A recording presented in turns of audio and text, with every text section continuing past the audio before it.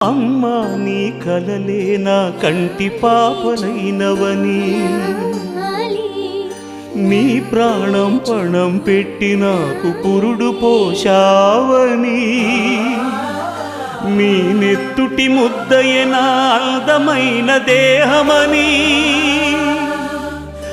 బిడ్డ బతుకు దీపానికి తల్లి పాలె చమురని తెలియనైతి తల్లి, ఎరుగనైతి నమ్మా,